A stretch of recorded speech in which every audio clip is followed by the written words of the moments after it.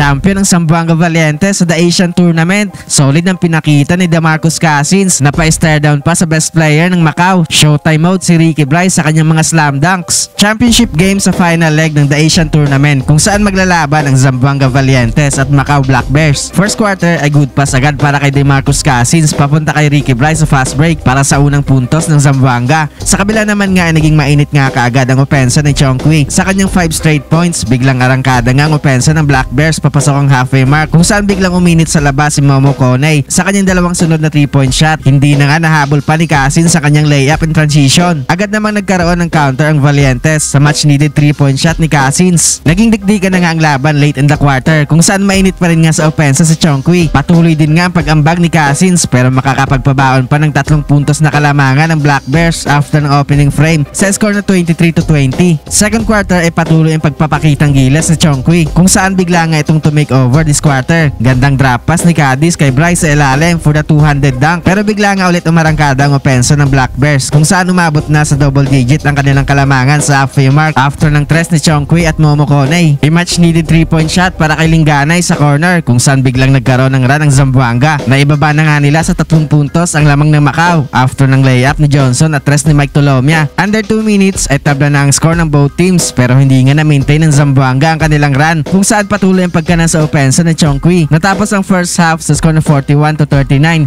2-point lead para sa Macau. Third quarter, unstoppable talaga itong si Chongqui kung saan nagkaroon nga ng 6-point lead ang Macau sa mga early minutes. Naging pamatay sunog naman itong 3-point shot ni Johnson. Naging dikdikan na nga ulit ang laban sa halfway mark. Naitabla na nga ulit ng Zamboanga ang score after ng basket ni Ricky Bryce. 2-minute mark ay tuluyan na ngang bumalik sa Valientes ang kalamangan matapos ang layup and transition ni Mike Tolomia. Frustrated na nga itong si Cousins sa laro matapos siyang mapatid ni Momo Konay sa kanyang pag-dive sa basket. In control na nga sa laro ang Zamboanga kung saan hype na nga itong si Ricky Bryce after ng kanyang alley-oop dunk mula sa assist ni Cousins. Nakabasket pa si DeMarcus Cousins patapos ang quarter para bigyan ng 6-point lead ang Zamboanga after ng third frame sa score na 56-50. Fourth quarter ay dito na biglang uminit si Johnson offensively. Umabot na nga sa double digit ang lamang ng Valientes sa 8-minute mark matapos ang basket sa ilalim ni Bryce. Patuloy nga ang paglaki ng kalamangan ng Zamboanga sa halfway mark kung saan showtime mode na itong si Ricky Bryce na patuloy ang pagdomina sa ilalim. Napa-stare down na lang si Cousins kay Chongqui matapos niyang mabutata ang kanyang layup attempt. Late in the quarter ay patuloy ang mainit na opensa ng Zamboanga kung saan hindi na nga nakahabol pa ang Macau sa laki na din ng kalamangan ng Valientes. Nakapag-dunk pa si Cousins with under 2 minutes. Kaya sa huli nga ay panalang Zamboanga Valientes para maging champion sa final league ng The Asian Tournament.